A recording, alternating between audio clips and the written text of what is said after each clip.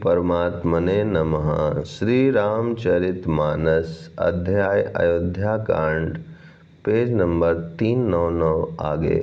हे सुमुखी, कहो तो अपनी सुंदरता से करोड़ों कामदेवों को लजाने वाले ये तुम्हारे कौन हैं?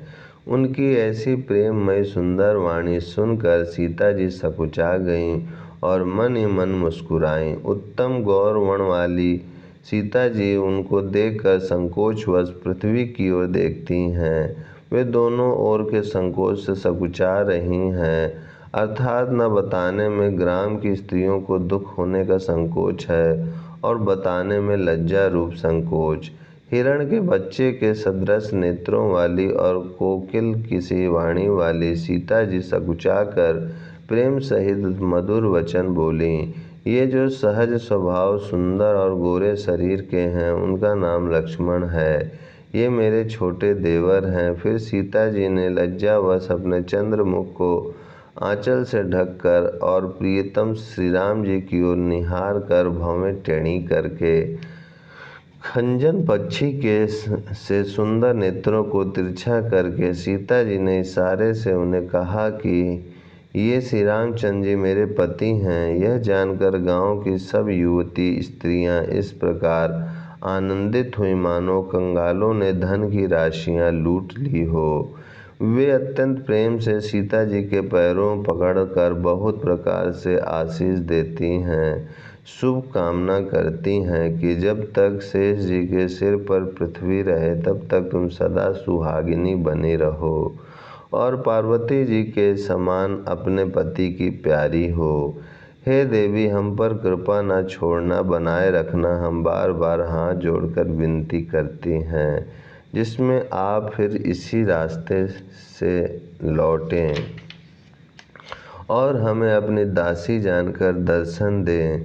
सीता जी ने उन सब को प्रेम की प्यासी देखा और मधुर वचन कह कहकर उनका भली भांति संतोष किया, मानो चांदनी ने कुमुदनियों को खिलाकर पुष्ट कर दिया हो।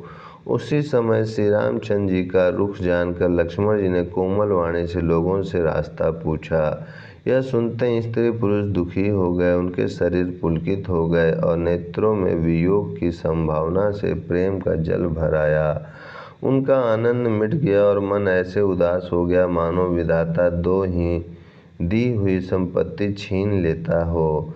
कर्म की गति समझकर उन्होंने धैर्य धारण किया और अच्छी तरह निर्णय करके सुगम मार्ग बतला दिया। तब लक्ष्मण जी और जानकी जी सहित श्री रघुनाथ जी ने गमन किया और सब लोगों को प्रिय वचन कहकर लौटाया, किंतु उनके मन को अपने साथ ही लगा लिया। लौटते हुए वे स्त्री पुरुष बहुत ही पछताते हैं और मन ही मन देवों को दोष देते हैं। परस्पर बड़े ही विषाद के साथ कहते हैं कि विधाता के सभी काम उल्टे हैं।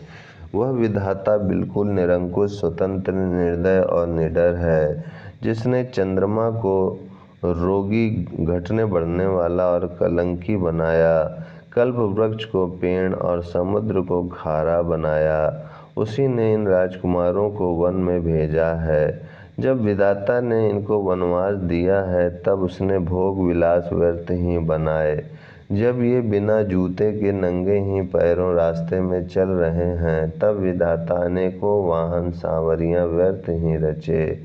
जब ये कुश और पत्ते बिछाकर जमीन पर ही पड़े रहते हैं तब विधाता सुंदर सेज, पलंग और बिछौने किस लिए बनाता है। विधाता ने जब इनको बड़े बड़े पेड़ों के नीचे का निवास दिया तब उज्ज्वल महलों को बना बनाकर उसने व्यर्थ ही परिश्रम किया। जो ये सुंदर और अत्यंत सुकुमार होकर मुनियों के वल्कल वस्त्र पहनते और जटा धारण करते हैं, तो फिर करतार विधाता ने भांति भांति के गहने और कपड़े वृथा ही बनाए। जो ये कंद मूल फल खाते हैं तो जगत में अमृत आदि भोजन व्यर्थ ही है। कोई एक कहते हैं ये स्वभाव से ही सुंदर हैं, इनका सौंदर्य माधुर्य नित्य और स्वाभाविक है, ये अपने आप प्रकट हुए हैं, ब्रह्मा के बनाए नहीं हैं।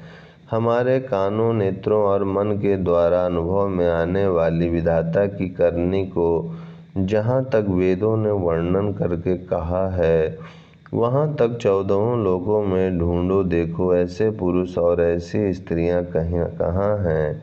कहीं भी नहीं हैं। इसी से सिद्ध है कि ये विधाता के 14 लोकों से अलग हैं और अपनी महिमा से ही आप निर्मित हुए हैं।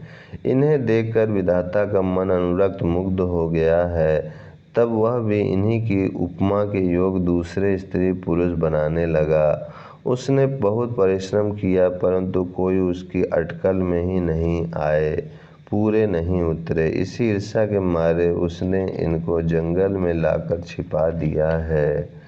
कोई एक कहते हैं, हम बहुत नहीं जानते, हाँ अपने को परम धन्य अवश्य मानते हैं जो इनके दर्शन कर रहे हैं, और हमारी समझ में वे भी बड़े पुण्यवान हैं जिन्होंने इनको देखा है, जो देख रहे हैं और जो देखेंगे।